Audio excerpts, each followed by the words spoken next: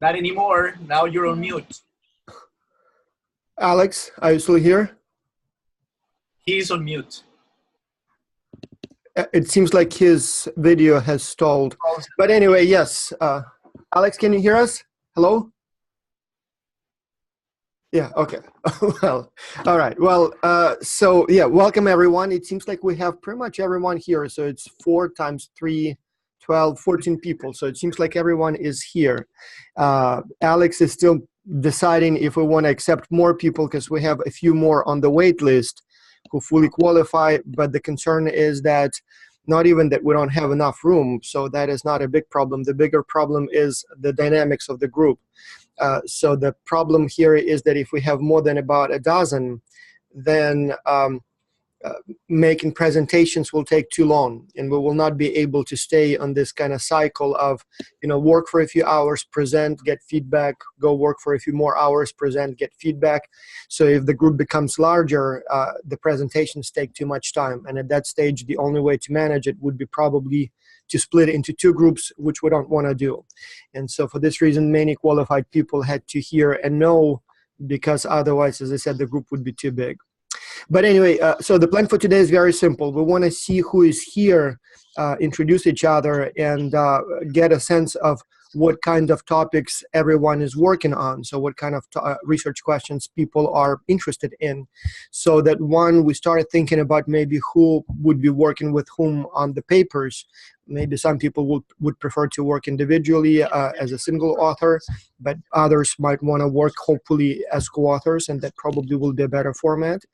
And then I can give a very quick overview of the types of data and types of questions those data can be suitable to answer.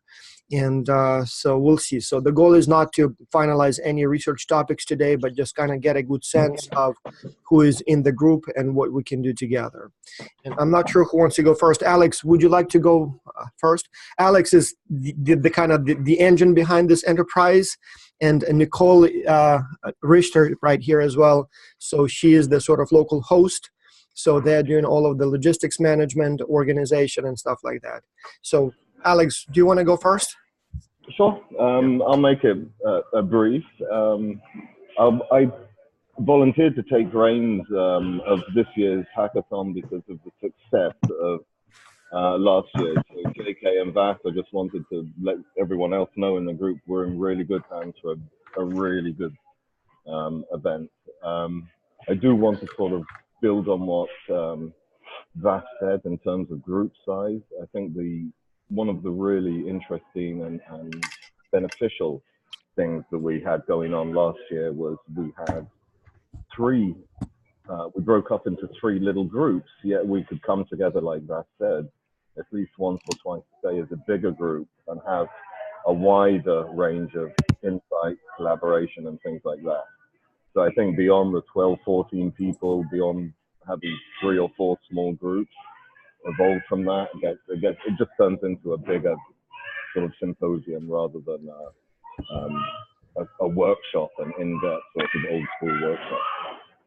So anyway, enough of that. I'll just introduce myself briefly. I'm an assistant professor of international business and strategy at Belmont in Nashville, and I've been working closely with VAS and doing X-Culture for almost 8 years now. So there's a few of you on the team here that we're all familiar with.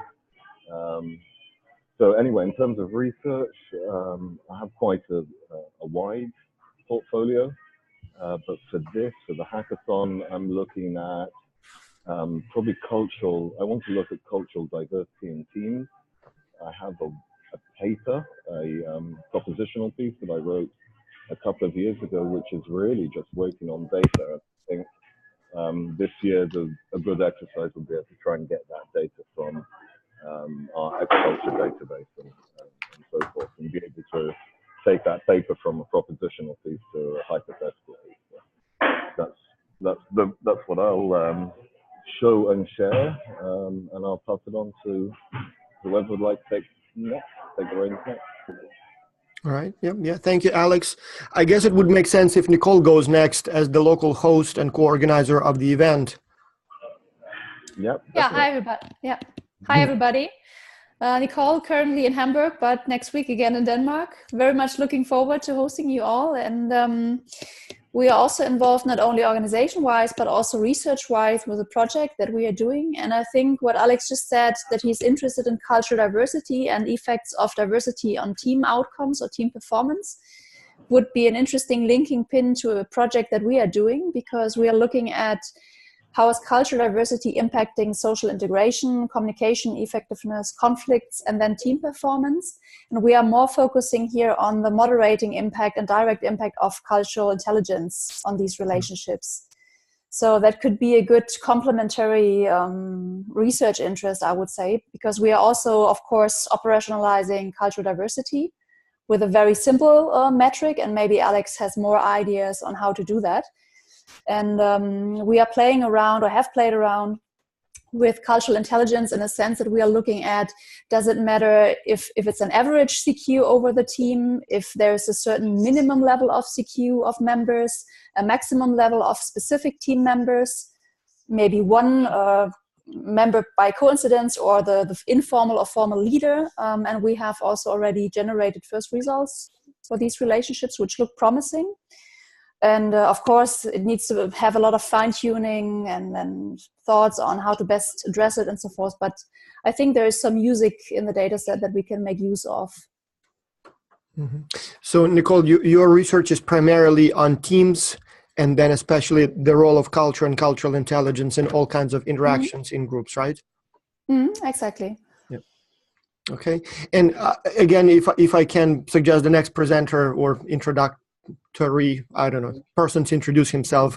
Justin Kramer was the host last year in Wisconsin in our first big hackathon. So Justin, maybe you can introduce yourself. Okay, so I study inter and intergroup dynamics. A few years ago now, maybe 2 or 3 years ago, something, I took the first stab at creating the database. And so I probably know how to navigate it better than most. So I can probably help most teams in that, but with a kind of a cautionary note. Last time we had a hackathon, I ended up engaging with many teams because people requested assistance. And then as we sort of broke apart at the end of the conference, now I got a lot of sort of the tasks to do, and I felt like I became more of a bottleneck than a help. So we do have to watch that one. I'd like to help where I can. In terms of research interests, a lot of my work has to do with the X culture data set. Right now, I think one of the more promising papers I'm working on has to do with gender and what we call token teams. So we've selected teams where there's only one male or only one female, and to see how the dynamics within token teams are different depending on the gender and depending on just, I guess, compared to regular teams, we have a mixture of genders. So that same template, I'm sure, could be applied to all kinds of categorical memberships. One thing that one issue that Justin raised was a sort of technical data support. We have 2 more people who will be able to help us with that this time. So first we have Justin, who, as he said, sort of started creating the database, knows it very well, can easily pull out the data you need, recalculate some variables if needed, and help you with the analysis. But we also have a guy in Ukraine who has been doing sort of kind of lower level management of the database, and by now has become extremely good at generating subsets from that database. So he will be online all the time during the hackathon itself, but also before and after. And so if, for example, somebody will need an additional variable added to your database or something changed or pulled out from there, he should be able to do it literally within minutes. And then we also have, so he's not a statistician, he's only a database manager. In our case, I guess it's an important function, but he will not be able to help with the analyses themselves.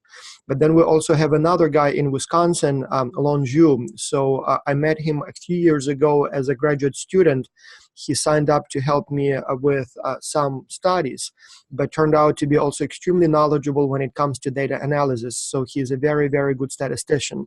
So when I asked him to look at a relationship between two variables, he wouldn't run a correlation. He would do something that will generate 5-dimensional, graphs and, like really, really advanced methodology.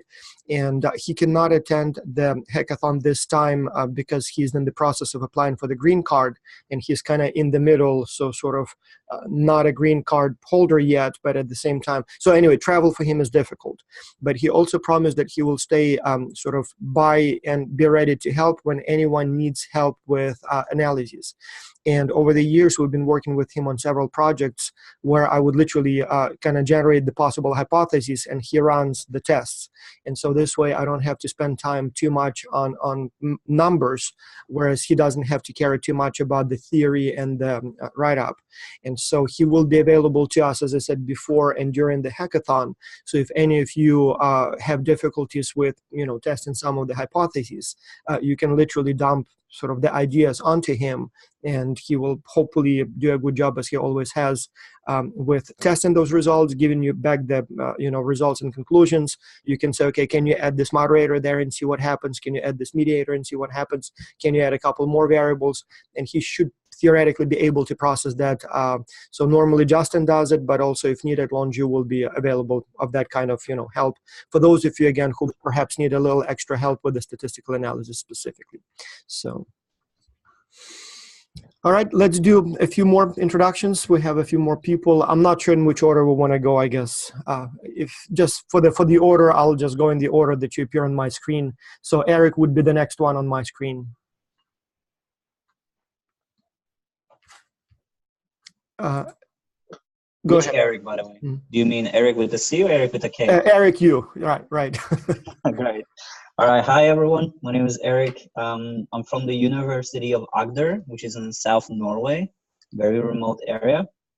And I'm a PhD student, and I'm a PhD student in international business. My supervisor is Professor Ilan Alan. And so most of my topic is relating to cultural intelligence. Now, in terms of the X culture, I will be part of the organizing team, I guess, because I'm a Kototel student of SDU, where the hackathon will take place. And I will be there with Nicole and also with Nuria Yari, which is my co-author and my colleague. So yeah, we will be there to welcome you, and I'm looking forward to see you all. Now, in terms of my own research, I have several projects. One is looking at cultural intelligence and its relationship with leadership. There's a model that I've been testing with X culture data, and so far I found some interesting results, which I want to kind of, if I have the chance to kind of investigate further, because deep down I feel there is something still missing there, but it's still interesting. And I also have some multiple projects which I have in mind. I would be happy to explore with all of you, or even join for collaboration. We'll see. Yeah. So I guess that's a bit. Yeah. And Eric and Nuria, so I met them a few years ago at the AAB in Dubai. So it's been 2 years now almost. So even at that time they were still, I think, master students, but even then they definitely were very, very skilled, knowledgeable, disciplined. So even though they're still PhD students, don't look down upon them. They will replace us in a few short years. So those are the people who will definitely stay in academia and be very productive. So skilled, technically, as I said, very organized. So as co-authors, highly recommend them. Thank you. And I guess Nuria is the next one on my screen, so since we mentioned her. Okay. Yeah, go ahead, please. Let me see if you can hear me. Yeah, we can hear Hi, you. everyone. Yeah, my name is Nuria Yari, and I am a PhD student at SDU, and Nicole is my supervisor. Very lucky for that. So we have been working on cultural intelligence, and right now the new project that we are thinking, as Nicole mentioned it briefly, it's the main idea is to see the contribution of CQ and its positive outcome in global virtual teams, and then specifically we want to look at the effects of team compositions, CQ and cultural diversity on different levels. We want to look at communication and, of course, conflict and social integration. So we will see, and it's really interesting to be here actually among you. Such a pleasure.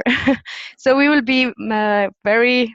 I'm looking forward to welcome you, and it will be a great pleasure to see you in person. That's Thank you, me. Thank you. Then Miguel is the next one on the list.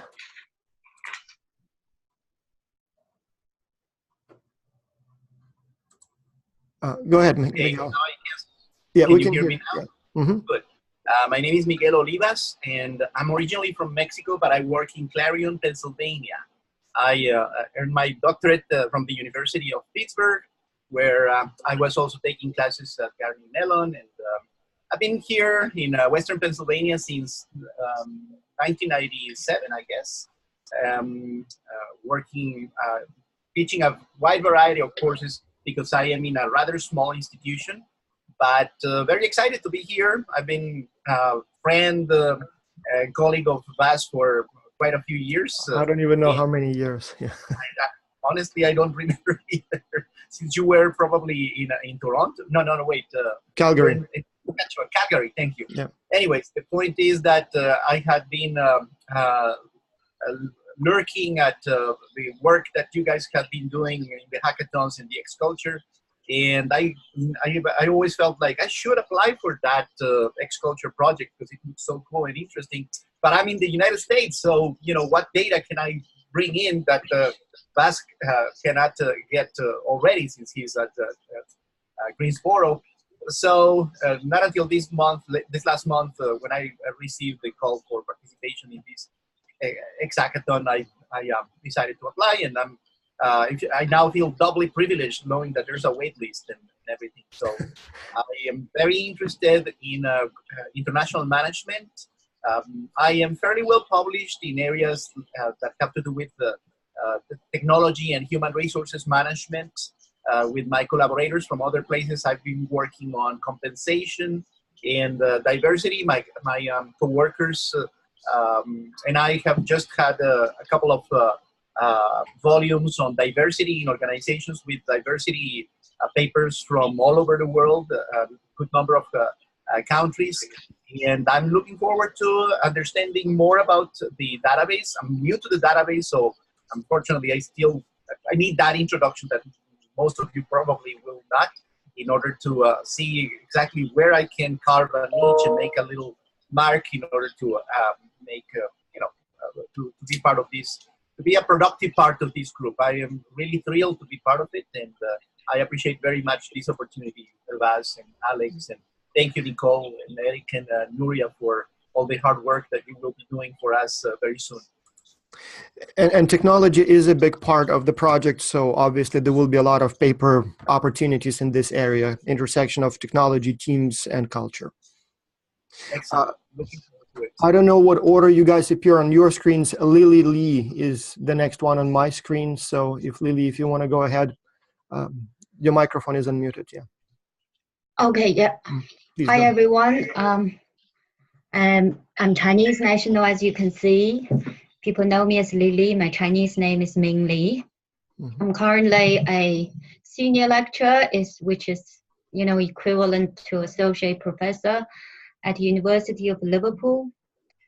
I got to know you X Culture Project Vas and X Culture Hackathon back in 2012. Eventually, get a chance to attend. These activities. I'm really looking forward to it. My research is mainly about cultural intelligence, similar to Nicole, Alex. So I feel very lucky to be here. I published, mostly on the antecedents of cultural intelligence. Factors such as personality, international experience, and learning style and so on. Of course, I'm interested in the outcomes of cultural intelligence as well.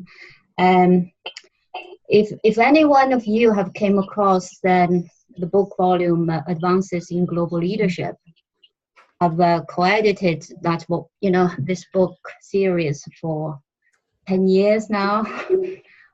So definitely will be interested in how CQ influenced leadership. I published some papers on conflict management too. So that could be an area to go as well. And of course, cross-cultural team and the communication. So overall, I have pretty broad interest. And we do have a lot of data on cultural intelligence. We measure it every semester using different instruments. We have a lot of data on conflicts. Again, we ask every single week all kinds of questions about conflicts. So even if that's the only thing that you wanted to sort of combine, we have a lot of data, and I'm sure there will be more ideas. Sure. And actually, my intention, in my proposal, I really wanted to look at, the data on personality and international experience, how those influence. Right, and there's a wealth of data in X Culture project I really wish to explore. That's my research interest. Yep. I'd love to work with colleagues here who are also working on CQ. Yeah, we have several in this group, as you see. Yeah. Ernesto organized several X-Culture events where Hackathon was one of them. So last year he was the organizer of the X-Culture Global Business Week Symposium in Italy, and we had Hackathon as part of that program. So Ernesto has been very heavily involved in all kinds of research endeavors. So I am, for people that don't know me, I am an associate professor at the University of Macerata in Italy. Sorry for this very paranoid setting on my back, but I am in an hotel, so everything is very symmetrical here. I am currently teaching in Moscow. And actually, I have been involved in one X-Culture hackathon last year in Macerata, and I have to say that it was very successful because we started developing a paper with Bob and Long Zhu, and we also submitted this paper to a journal waiting for an answer, and it was also candidate as a best paper for the IB in one of the sessions. So that one was actually about the peer evaluation and the impact of peer evaluation on performance. So we went to investigate something that was actually unusual, the results that we had, because it seems that peer evaluation, at least frequent peer evaluation, is bad for team performance. So this is actually the area that we went to investigate in that case. We are now moving forward with another paper. Maybe Bob will spend some words about it, but it is about some psychological characteristics of people that are in the team that is actually being proactive and the effect that is has on performance. So that might be an opportunity to cooperate with Bob again on another paper. If you ask me what I am interested about now about X-Culture, these days I've been writing a book chapter about ethnocentrism that I'm supposed to send to VAS. I was supposed to send to VAS yesterday, so I will ask maybe a delay till Monday. My proofreader is working on it. And actually I was very fascinated in thinking about ethnocentrism. This is actually a book chapter, but I think there might be some potential inside the X-Culture database in order to investigate ethnocentrism. I know that it is very popular to investigate variety, gender, but on the opposite, ethnocentrism, nationalism is something that people are uncomfortable about. But my perception is that, yes, we are uncomfortable about it. We don't like to speak about nationalities, but they seem to be very important. I have this impression. My impression is that there is a lot of ethnocentrism, even in our community, as international business scholars. So maybe there is even more outside in the business environment. It is an area that, again, can make us uncomfortable, but I would like to have a look at the relation between nationalities and performance, how nationalities mingle together. It is an area that we don't want to look at usually, but I think as we are actually researchers, we should also have a look at the areas that are more dark, let's say, and uncomfortable in a way. And so this is my objective. And another point, and then I conclude, and I want to take space. I think that for this hackathon, I would like to be more sort of independent and more able to access the database myself in order to extract information. Because till now I had to be dependent, or maybe asking Vas or asking Justin in order to extract information. If I can get some more independence in that sense, maybe I can carry forward this research and other research without annoying other people. Absolutely, and that would be also my preference, because when I have to extract the data, it's a little more work for me, but also in many cases I delay the progress.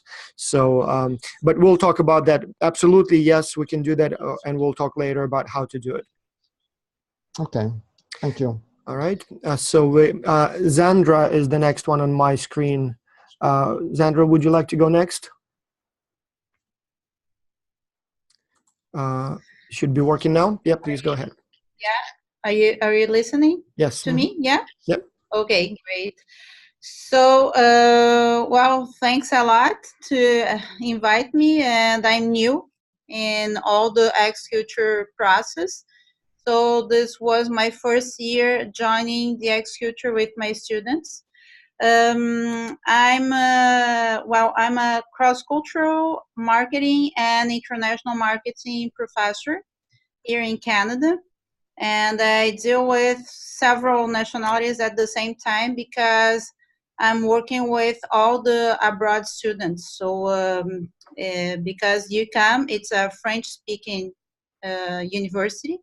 So when you have English speaker courses, because it's from people, foreign students. So it's a different type of people. And looking at the database, I was surprised to see the variety of data. And well, I work with cross-cultural, and of course, one of my points is product development.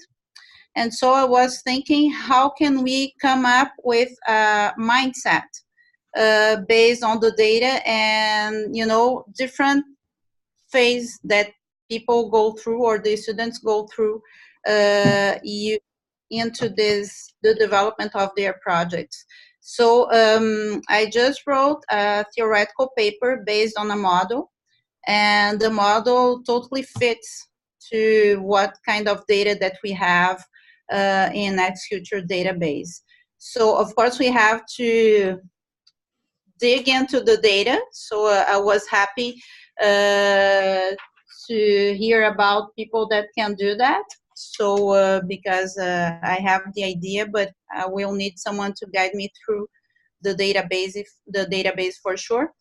And it's about, you know, working on innovation. So it's what you call the frugal mindset, which is a mindset we basically we find in emerging countries, but we cannot find here in developed countries. So my idea was, you know, to looking at if that's true, that because of your nationality you already have that kind of mindset, and how can we, you know, do something in order to change the mindset of other people. So more on the coaching and all that stuff. So the first part is to look at if we can really associate country or nationality to that kind of development.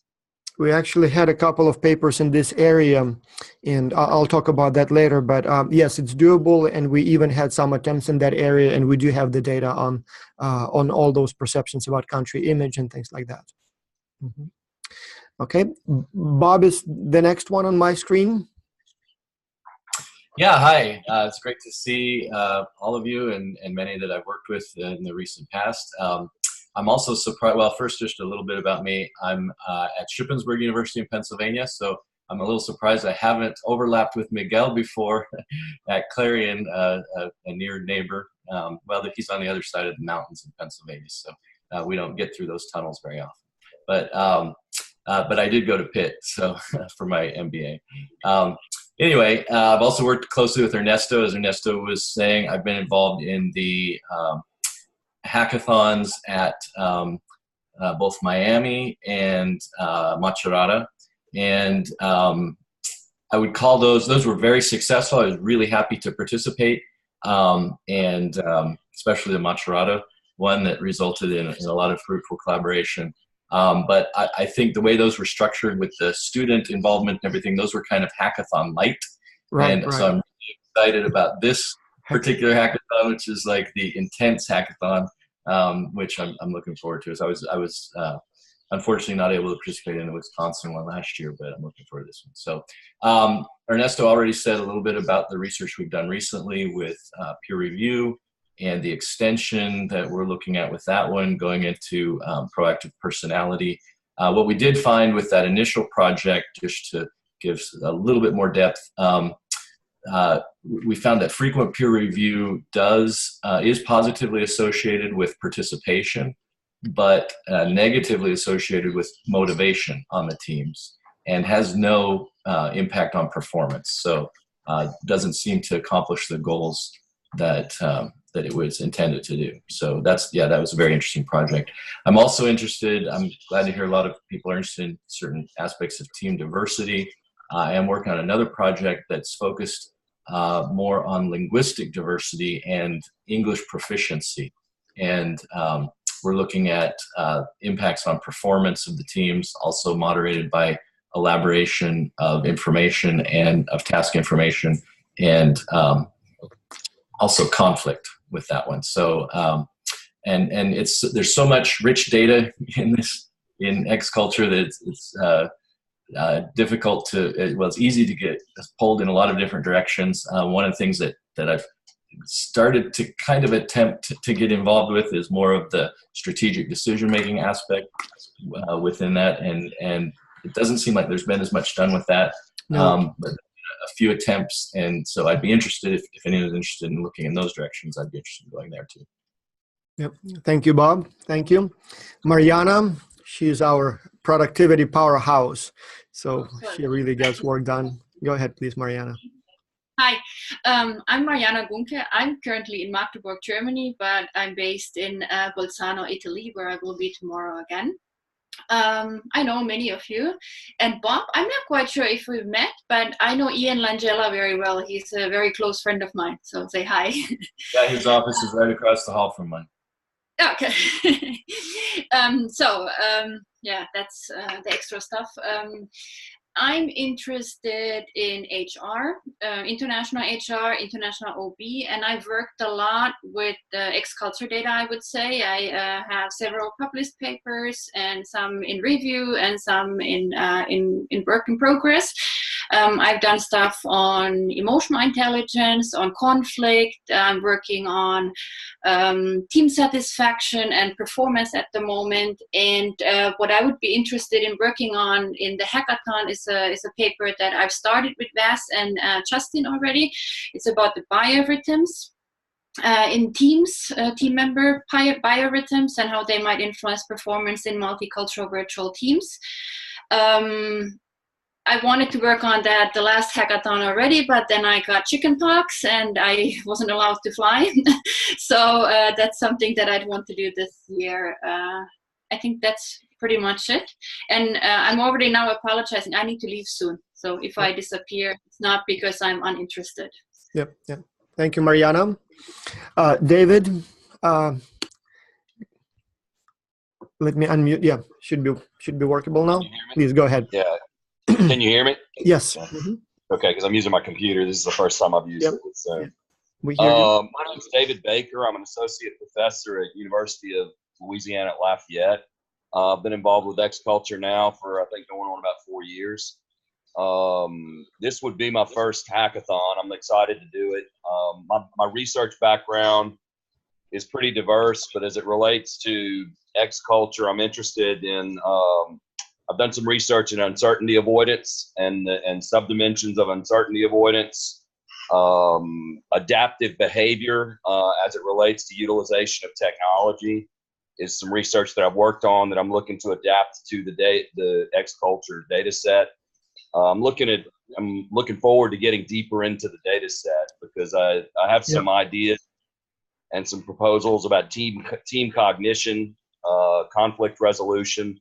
And I also have access, and I'm looking forward to talking to some of you about it, a company here in Lafayette that has quite a few global virtual teams that are working day to day on software development. The company's name is CGI. So I'm looking at doing a potential comparative study with CGI to some variables within the Xculture data set. So those are areas that I'm looking forward to explore. I've got a pretty big background also, like many of you, in cultural intelligence. So I'm certainly interested in anything involving cultural intelligence as it relates to team cognition and the Xculture data set. Mm-hmm. All right. Well, thank you, David. William Johnson is next on my screen. Go ahead. Yeah. Cool. Hi, everyone. Yeah. Sorry about, I'm kind of under the weather today. It was my birthday yesterday, so I feel like sleeping in this morning. Anyway, it's kind of funny. It seems like I meet people from Pennsylvania whenever I'm on one of these seminars with VAS. Last time it was somebody from Gannon University. I'm an associate professor of management at Penn State Behrend, so I'm actually in Erie, Pennsylvania, just north of Miguel. And somehow everything is focused on Pennsylvania this time. Yeah. And you all are being only a few minutes away from each other. Will have to go to Denmark to finally meet in person. Well, I was wondering whether that would make an interesting study. You know, how many people meet online virtually before they actually meet in person. Anyway, my research, I've been around for a while. I've mentioned I had a birthday. It was the big 50. So I don't know if I'm one of the older folks on the panel now, but I do mostly innovation stuff. I started off years ago in intellectual capital and knowledge management kind of issues. So essentially, I'm interested in innovation, and presently I'm doing a study with colleagues. Suffolk University. We also have some colleagues in Poland and Czech Republic. We've been developing a construct on lean innovation. We call it lean innovation capability. So actually, some of the things that Sandra mentioned, about, I guess, frugal innovation.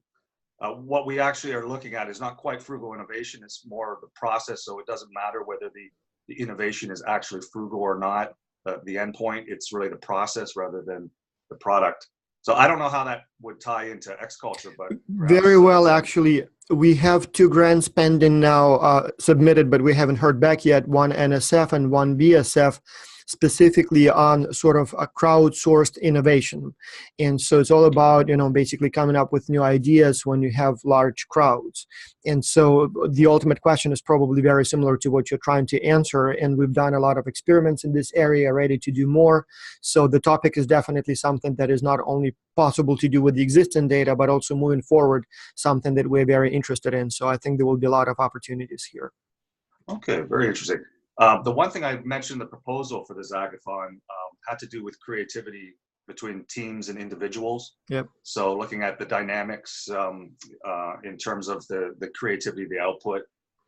Another thing I've kind of been playing with lately on my own is the notion of dark. A lot of people are talking about the dark side of innovation these days, such as the use of technologies, surveillance technologies in China, for instance, that most of you are probably familiar with. I'm wondering maybe there might be something we could work on in there, but that's another thing that I've been kind of looking at. So in terms of Xculture, I've worked with VAS. I met VAS many years ago. I believe it was in Milan in the AIB. My research is not necessarily international per se, but from the very beginning, as I said, I've done innovation management, and from the very beginning, I've done things like comparing new product development practices across different countries. So there's a tie into the international stuff, and they actually have me teaching international management, which I teach from a strategy perspective here at Penn State. And so I think, I don't know what year it was, but I think I joined Xculture as a class exercise, probably 2012 or something like that.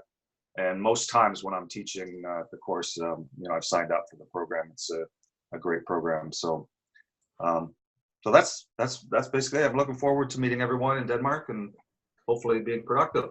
Yep. Thank you, William. And last but not least, Eric Cohen on the list here. This is my dog, by the way. Present. Oh, hi, folks. Good morning. Name is Eric Cohen. I'm from Brazil, State University of Campinas. And we've been working with VAS and the Xculture project for 3 years now. Yep. And I really look forward to, this would be my first research involvement with Xculture. I'm currently working with long-term orientation and well-being at work. And I do think, you know, our opportunity to be together and collaborate is going to be great. And I'm really excited about it. And so I guess that's it. All right. Well, thank you, Eric. So in the last few minutes, I want to just give a quick overview of the database so that you know how to work with it. And then just like Ernesto requested, I will be happy to share with you the whole thing. And so this way, hopefully, you will know how to approach it. So a couple of things here. One, in terms of the topics that can be studied with the available data before we get into the data itself. Obviously, we have just about anything and everything on individuals and teams. And so the data would be uniquely suited to study teams, global virtual teams, interactions in teams, interactions when people work virtually, anything and everything from communication to conflicts to leadership, all those things. So that's obvious. But there have been a few attempts to do research in areas that are not on teams. And so I just want to give you some examples so that you don't lock yourself up into this kind of OB mode. For example, we've had a few papers on education. So we had one published some years ago when we looked on experiential learning, such as Xculture and how it affects student performance in class. We actually had a few chapters also and a few edited volumes on experiential education. So that was purely education and had nothing to do with IB per se or team dynamics for that matter. We have another one currently in progress, submitted unsuccessfully and now resubmitted again or about to be resubmitted, that deals with predictive power of kind of academic pedigree when it comes to performance. So Ernesto, Justin are involved in that project, Alex, if I remember correctly. So here we are looking at how the university rank correlates with the student performance. Students from top schools perform better or not. And so we'll look at all kinds of outcomes and how that university prestige or academic prestige predicts whether students are, you know, from those schools more skilled or not. We do some research on marketing. So we had actually a few dissertations defended in marketing area and then have a few papers in development at this time. So one of them dealt with country image, how people perceive, you know, image of the country and how that affects their perceptions about the products from those countries. We had some experiments done in that area. We had some other experiments also with products. And so some of those data were specifically collected for the study, but some studies used what we have and still tried to manage it somehow kind of in the marketing area. Because ultimately the task that the students work on often has a major marketing component. We also have some research done in strategy. Same thing. So we had, for example, a dissertation some years ago where country image was sort of looked at in relation to preference to the new market. So the idea there was that people choose new markets not based on economic analysis, but based on whether or not they like the country. So people go to, for example, I don't know, Switzerland or Singapore, not because it's the best market, but because people just like the country and may not go to some other countries because they don't like the country image. So again, that's a possibility. We also had some ideas, and I think actually Bob was one of the people who wanted to work in that area. Again, sort of entry modes. So what predicts them, how people think about it, how individual preference is then shaped by the team preference and what comes out in the end. So because again, the challenge itself is basically strategy / marketing. And so we can look at how those decisions made by individuals and teams were shaped by all kinds of things or had an effect on all kinds of things. So again, possible to do some work there. We have a lot of quantitative data. Qualitative data. So every week students provide a lot of comments, and those are suitable for just about any type of analysis. So nobody really did any research with it. We tried a few times, but most of our people are quantitative researchers, and somehow qualitative data has always been sort of secondary. The only paper that we actually already published was interviews with free riders, so people who dropped out because they didn't do anything.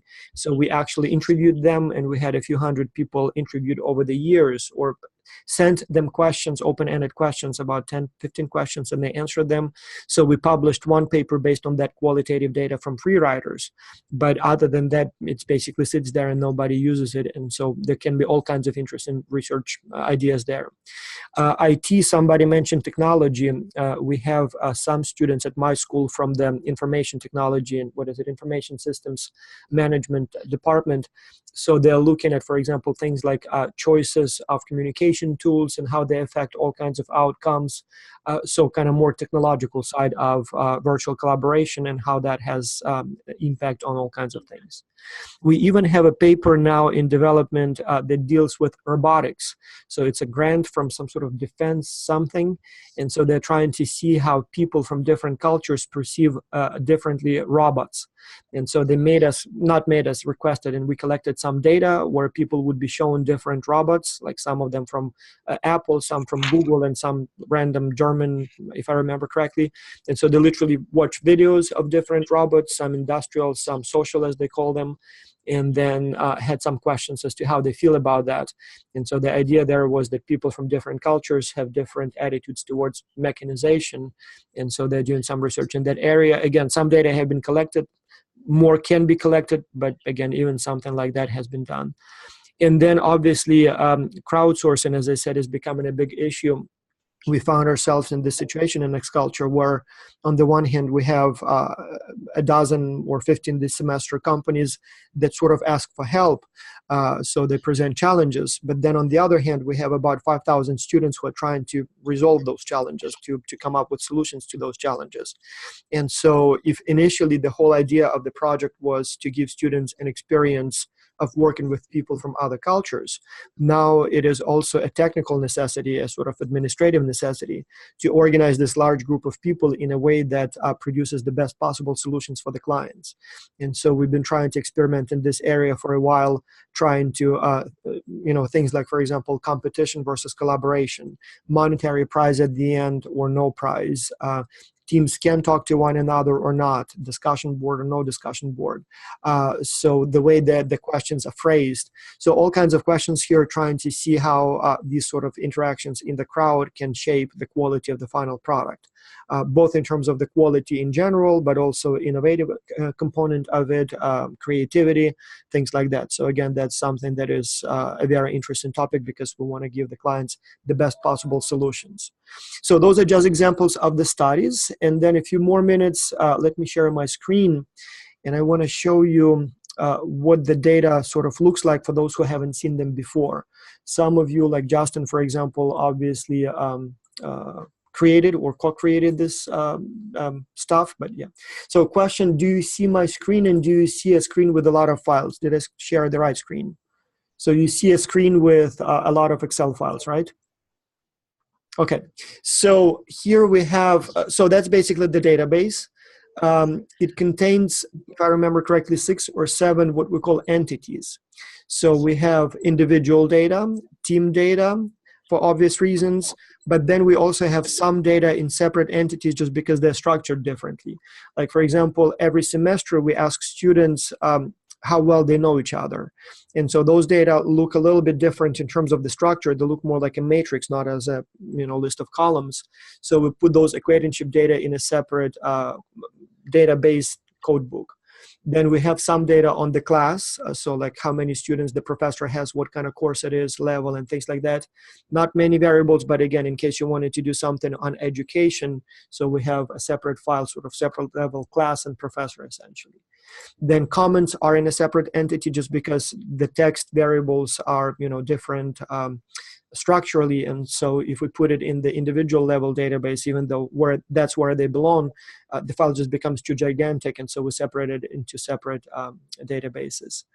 Deliverables database. So we have some folder here and some file. Every week, the students submit their work. So that's the sort of marketing / strategy component. So the students submit their weekly deliverables, drafts of the reports, final reports, all kinds of decisions they make. So we keep those, if it's a submission of the report or draft or weekly deliverable, we keep them in PDF files. And it's a gigantic database. If I show you, for example, for this semester, so when we have the final reports, it would be like a collection of PDF files from each team. But we also have a Excel file where you have the main decisions recorded in kind of neat, readable format. Entry mode, preferred market, average recommended price, and things like that. Then we have peer evaluations in a separate file. Again, in the individual level file, we do have peer evaluations already calculated, where you can see what each student received every week and what each student gave to the rest of the team each week. But then the raw data, again, they are sort of in a matrix format where everybody evaluates everybody. And so we keep that also in a separate file, so in case somebody wants to work specifically with the peer evaluations. Report evaluations, again, that's how instructors evaluate the reports. And in the team level entity, we have them overall grade. So evaluations of the reports, average across all of the raters. But then if you wanted to see what each rater said separately, individually about each of the reports, we have that in a separate file so that it's more convenient to work specifically with that database. And then finally, we have the school data. So university description, rank of the university, size, endowment, location. For example, Justin ran some very sophisticated analysis and code there. And so we have literally longitude and altitude, latitude for each of the universities, like where precisely they are located. So for some studies, we wanted to see, for example, geographic distance. And so we can measure that precisely to almost like a kilometer. So we have all of that. So that's what the data sets look like. And I will just open the individual code book just to give you an idea what it looks like. The other ones are much simpler, so you don't have to worry too much about those. They would usually have team level data set has maybe a couple hundred variables. The other ones usually have about a dozen or so variables. Like if it's comments, you would have each column is a different week when the students provide comments. If it's peer evaluations, you basically have the 6 or 7 dimensions that we use to measure peer evaluations. Individual level, that's where we have the big stuff, and I'm not going to go through all of it. I'll just show you what the data are structured like, and I will just review the topics without going into the original variables and questions. One thing I will say that when we had the very, very first hackathon in Miami, we thought we would go through the data variable by variable and try to come up with research ideas as we go through those variables.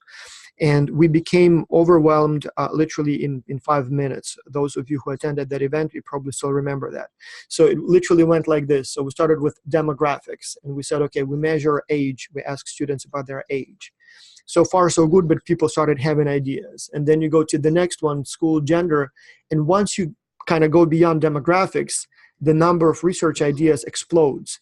People would, like you say, for example, expectations of what's going to be a challenge. Right there, people say, oh, let's see if younger people expect different challenges than older people. Let's see if women expect different challenges than men. Let's see if MBA students are different from undergraduate students. All right, well, seems so far so good, but already have a few ideas on the table. You go to the next block, which is conflict. All of a sudden, again, okay, let's see if people's expectations predicted how many conflicts they have. Let's see if it's different for men versus women for age. So essentially, what we came, to realize is that you literally can take any variables from the data set, look how they correlate, and you got yourself a paper there. And with almost 2,000 variables in the database, you almost have unlimited, number of possible, relationships. And so we sort of have to be strategic here because it's easy to get overwhelmed with the possibilities, as somebody said. And so it's important to, as my supervisor used to say in my academic PhD program, he said, every paper should have at most one idea. And so it was kind of sarcastically, but yeah, so here I kind of realize it because every time we start writing a paper, we often end up with like 2,000, hypotheses in one paper. But anyway, so we have demographics, pretty detailed. We ask every semester about expectations about all kinds of things. So what people think will happen, what people think will be a challenge, how do they think they will communicate, how many conflicts they think they will have. And then at the end, we ask the same questions, asking them, so how was it? How many conflicts did you have? How active was your team? How did you communicate? What actually was a challenge? And I'm not even sure why we ask all of that twice, but it's a good, interesting exercise for people then to look at their answers in the beginning and then compare it to what actually happened. It's a good learning opportunity. So for example, with my students, I always ask them to compare that in the end and write a reflection paper. We have a block of variables on coaching. So those of you who know, we have 45 this semester coaches. Best students from the last semester become coaches to the new students. And so we ask students if they used coaching, if they liked it. Plus we have a whole different database where coaches answer questions, but I guess that's a whole new thing. Don't want to touch it. Communication, big blocks. So we have here all kinds of questions about who communicates with whom, how they communicate, how frequently, how many minutes they spend with video calls, how many emails they send.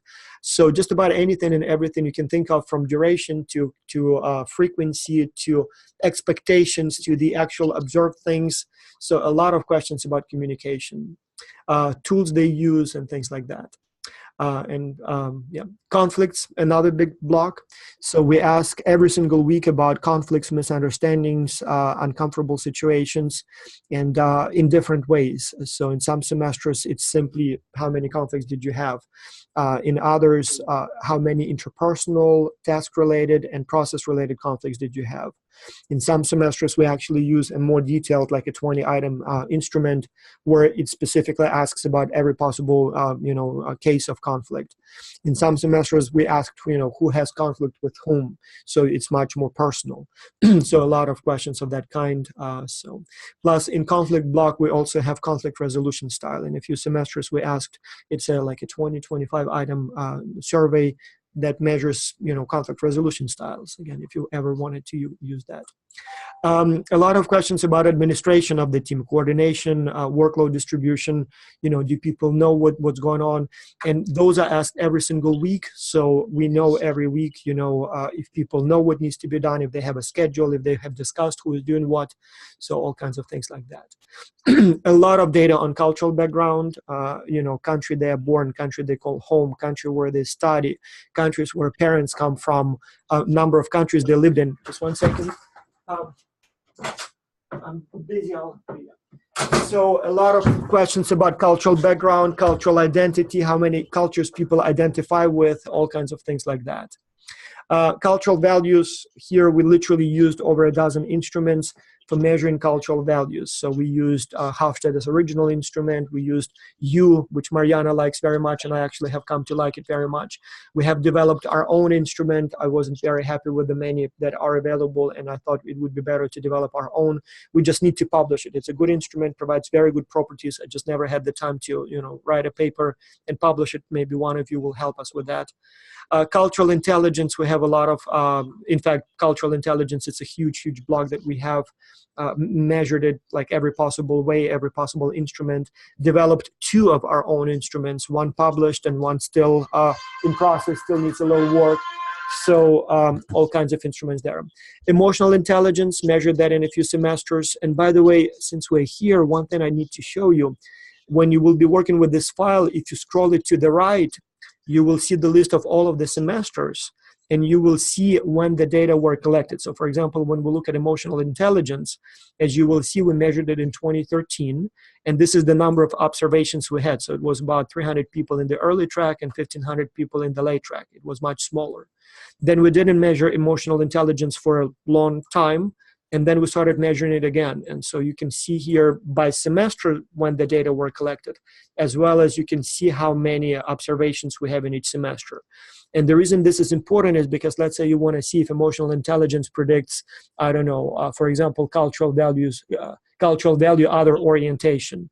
Well, it seems like you will not be able to correlate those two because they were measured in multiple semesters, but in different semesters. So that this little scale of other orientation we measured in 2014 through 17, but cultural emotional intelligence we measured in this semester, I mean in 2013 and then lately. So again, something to keep in mind that even though we have so many variables, obviously not all of them are measured every single semester. English proficiency skills, all of that stuff, obviously. Globalization bias, it's some of our experiments, so very specific.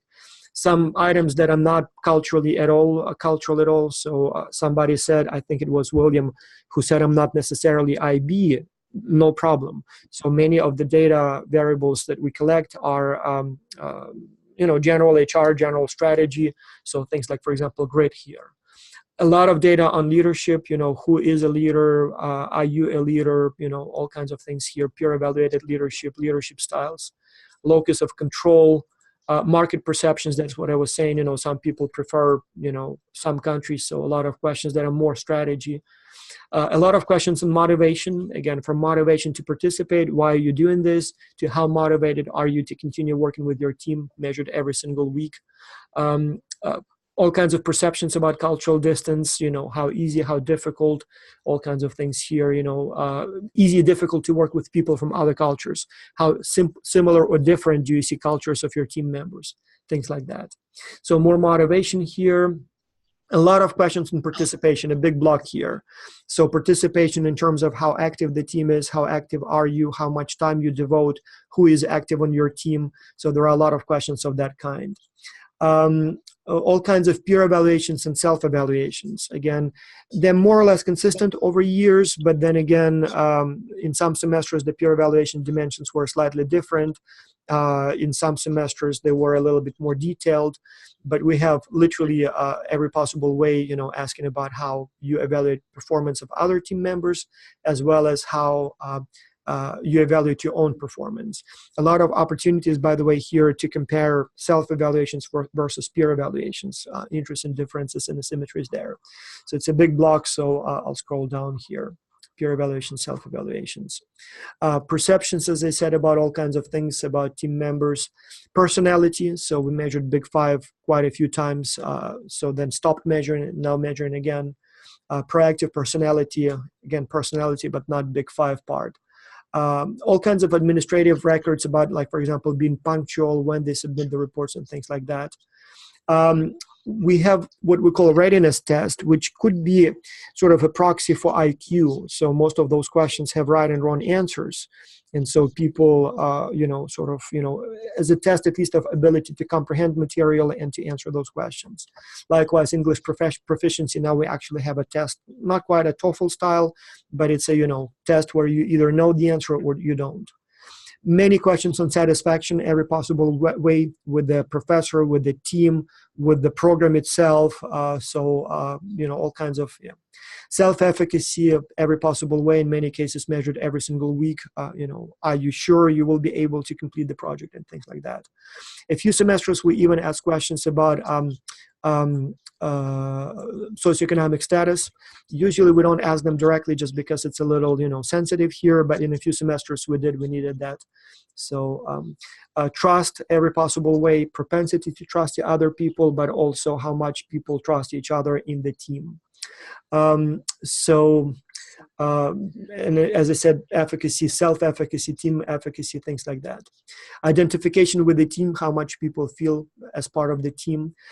For a long time, we now have been measuring also team life cycle, forming, storming, norming, performing, adjourning. So every week we ask the team what stage of development they are at with some definitions. Again, that allows us to look at team sort of dynamics, but also it's interesting to look at asymmetries here, because some people may say that we're at performing while others say we're still at storming. So interesting stuff. A lot of technical data, again, we usually don't use them, but if you want to know, like, for example, how many minutes before the deadline the report was submitted, or, all kinds of things here, so we have that.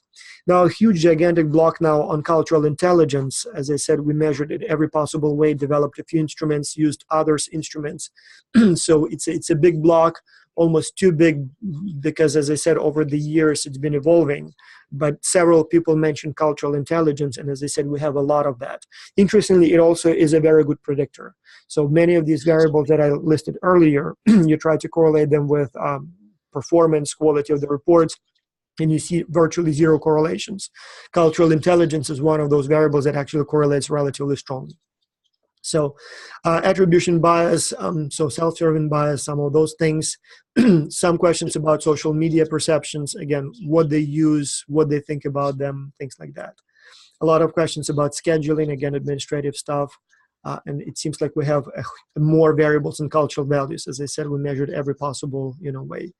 I need to sort it maybe better, because to me it makes sense the way it is now, because that's how they've been added to the database. But for people who haven't used the database, we probably need to group it a little bit better by topics, which I will work on in the next few days. Big Five, as I said, we had a few different instruments. And here we have a blog that we added this semester. I just didn't have the time to properly integrate them yet, but we have some new measures of some things that are happening in the team. But they're just to give you an idea. So team climate, conflicts, as you see, some stuff on digital media, some stuff on arranged friendship, so things like that. I will stop sharing that here now. And I see there are some questions. I didn't have the time to read them. But if you want to maybe voice those questions now, maybe together we can answer them. And then we'll spend a few more minutes just to discuss our next steps. But so I see Nicole, you had questions. Do you want to, is Nicole still here? It seems like she had to leave. Yeah, so she's... Thus, I have to leave. So yeah. Bye-bye to everyone, and I will be in touch later on, because Absolutely. they are waiting for me here in Moscow. Okay, thank you. Bye-bye. No problem, Ernesto. So in terms of next steps then, I suggest we do the following. One, I would like to send you all the complete collection of the data books, so code books. So this way you all will see the complete list of all of the variables we have. I will not send you the complete data sets, mainly because those are gigantic data sets. They're gigabytes, and as I said in the past, when Ernesto said he wants to see the whole database, I'm all for it. It's my huge preference. But I've tried that a number of times in the past, and what happened every single time was that people sort of get overwhelmed. I mean, when you have so many variables, in individual level data set, it's almost 2,000 variables, and then you have up to a few hundred in the other ones. Just reading the questions and reading them, like the full question, if you wanted to print it in a Word file, essentially, you would have a couple thousand pages of text. And so just simply reading all of that takes so long that people start, enthusiastically. Then after 2 days of spending, reading all of that stuff, they just get bored. And then in the end, they always come back and say, hey, you know what, actually, I just need this, this, and this. Can you please extract that from the database and send it to me? I don't want to see the rest because it's, too much. It's hard for me to figure this out. And so that's fine. We do that. Another reason it works better that way is because with so many variables, the naming of the variables is not always self-explanatory. And again, it's not because we couldn't come up with good names. It's because, it's not always possible to condense the meaning of a whole construct to a couple of words. And so when people try to select the variables on their own, what happens in many cases is, one, they often overlook useful variables. So they just didn't realize that's what they needed because the name didn't, sound familiar to them. Or two, they would use a variable that they think is what they need, but without knowing what exactly went into it, they don't realize that it's not the most suitable variable. And so usually it works a little bit better when we sort of sit down and you tell us what kind of constructs you sort of need. And then we together spend half an hour just thinking about what would be the suitable variables. And then we extract them, send you a nice clean data set, and you work with that.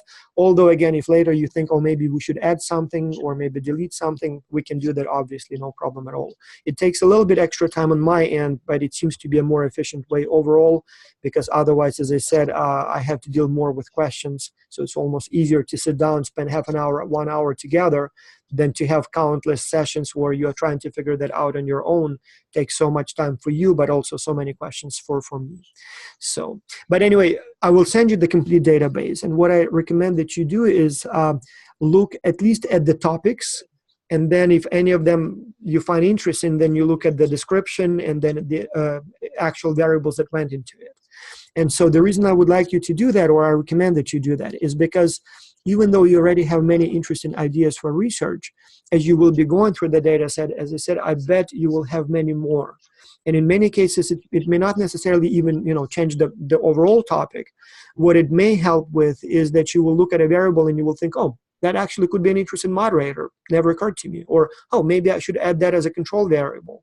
Or maybe that's a good mediator. Or maybe I didn't realize it would be a better measure of the outcome than I had in mind first. So as you're going through them, as I said, you'll probably have a lot of those ideas. The challenge will be to sort of filter them and select the best ones. But in many cases, as you read through the variables just simply to see what's in there, some ideas will pop up in your mind that you just didn't have before because you didn't realize we had those data. And then so I recommend we spend a couple of weeks doing that, and then maybe have another meeting where we can start thinking about specific research ideas that we would like to do at the hackathon. So this way we can start forming teams, we can start selecting more promising papers, start preparing the data. Maybe some of you will even start doing some preliminary analysis before we come to the hackathon. And obviously you will be able to change the teams, to change the topic, to do the analysis in a different way. But at least this way you will be sort of hit the ground running. We've done this hackathon about 4 or 5 times in different formats. We did the Wisconsin where it was like this one, where we were essentially in a dormitory for like 4 or 5 days doing research nonstop.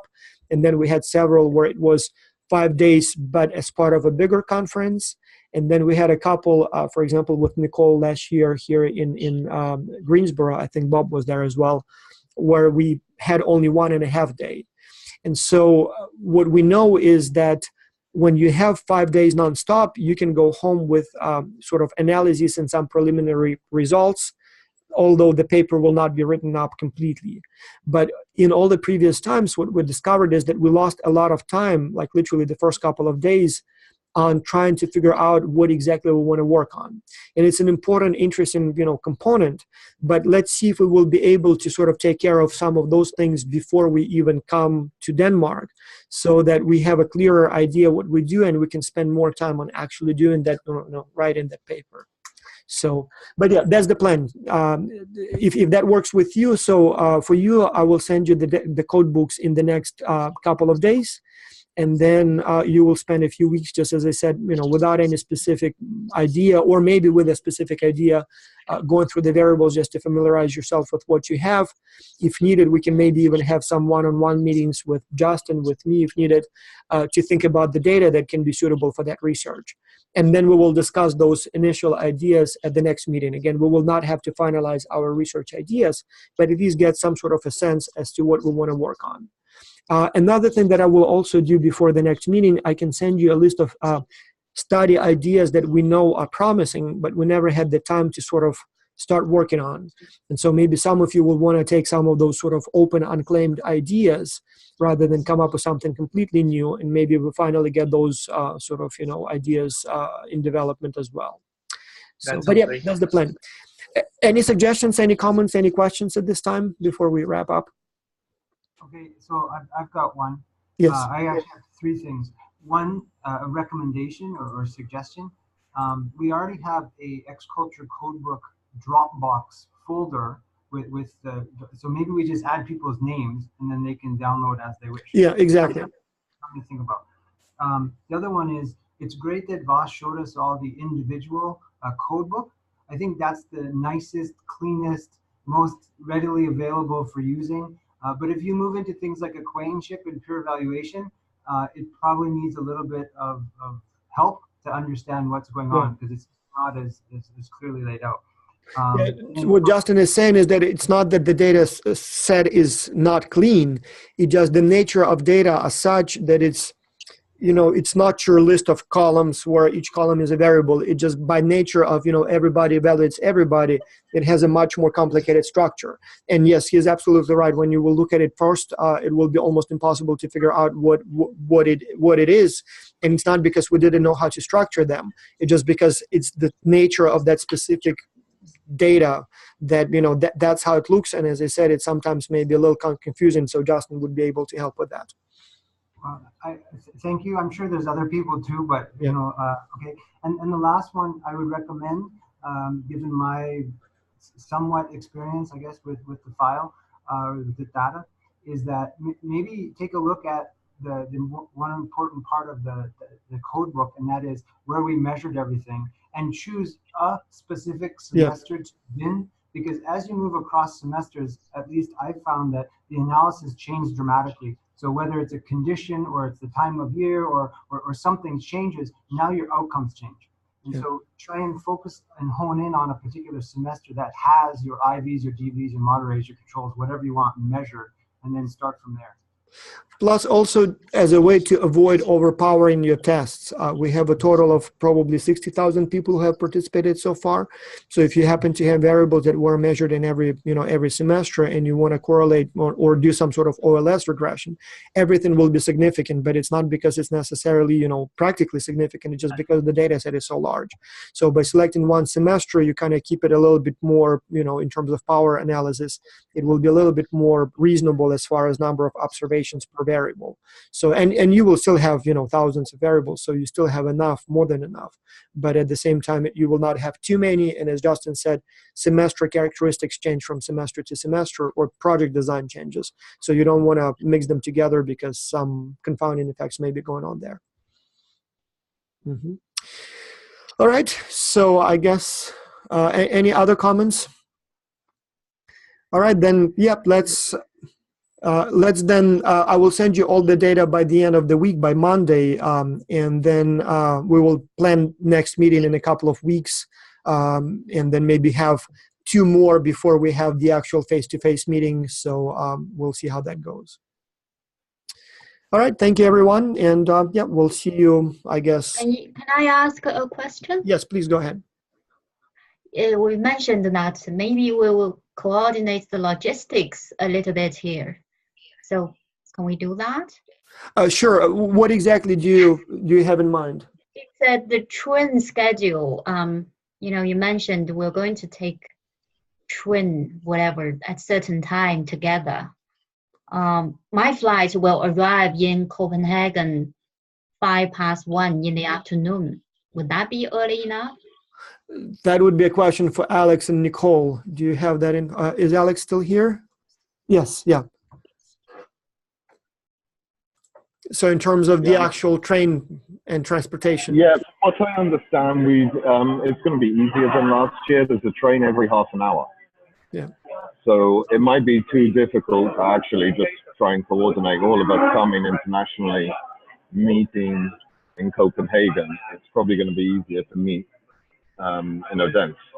Yeah. Right. So, but we'll confirm all of that. So that's something that I'm working on with Nicole and Ava this week. Yeah. Okay, Yeah, so we'll get some exact times, but that route, the route from Copenhagen to where we're staying is very frequent and very easy. Yeah. One thing we might want to do. Oh yeah, go ahead, Nuria. Yeah, so Copenhagen to Odense, it's I think it's just 2 hours, and the train goes straight from airport to Odense station. So it is much easier to meet at Odense station because you might have different flights, but you can actually take many. The train goes very frequently, as Alex said, so there is no problem about that. Yeah. One thing I will say again, just to conclude on a positive, everything was positive, but to add another positive twist to it. One thing that was unexpected but turned out to be very important based on these hackathons is that the social component is very important here. So for example, when we did the hackathon in Wisconsin, again, it was the same thing. We met in Minneapolis, took the bus to Wisconsin, which was like 3 or 4 hours, and then same thing going back. Likewise, we had breakfast together, lunch together, dinner together. Justin treated us to a nice dinner one night when we were on the paddle boat on the Mississippi River, but then we also would go to nice restaurants at night.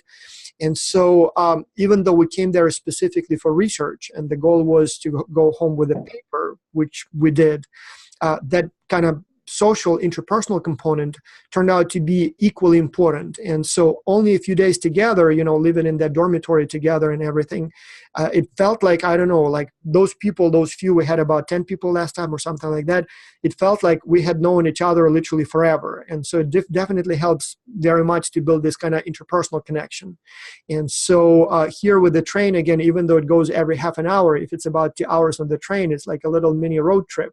So I almost encourage that we sort of have some sort of meeting point and maybe, wait until several people gather up and then go together, because as I said, how often do we have a chance to sit down and just talk about anything and everything, joke and, share some, more kind of personal stuff. That's one of those few opportunities. As I said, I had known some of these people for many years before the hackathon, but all I knew about them is basically what school they're at. That's it. And here, all of a sudden, you develop that sort of, friendship. And so I hope this will also happen this time. So it may lead to collaboration in many other areas other than what we will be talking about at the hackathon. So many people started, working on other projects together. Some come and visit each other. We've had many people who would then go as visiting professors to each other's school after that hackathon. So happened as well. So that's precisely, it's a wonderful outcome. So something that, as I said, initially nobody thought about, but turned out to be a very valuable component. So hopefully it will happen again this time. Can I add a couple thoughts, Vas? Yes, please. Which is essentially that one thing that really convinced me to apply for this hackathon is what you have in the website about not having a contract, but having every intention to collaborate and solve any conflict. Because obviously when you have so many people from so many backgrounds, so many different ways of thinking, preparation, and so on, there's a lot of potential for conflict. But as long as we all keep our eye on the ball, on the prize, right, the ultimate prize of developing something meaningful, something helpful for our disciplines, for our science, publishing something helpful, if we all have that positive attitude, I'm sure that this will be the way to go about it. So I'm very excited and I'm very grateful and really thrilled to see everyone here in this group. Looking forward to Denmark. Yeah. And everybody seems to be reasonable. I mean, obviously, once you get to the stage where you have some publications and author order, there is always potential for some misunderstandings or disagreements about who should be listed first and, all kinds of things.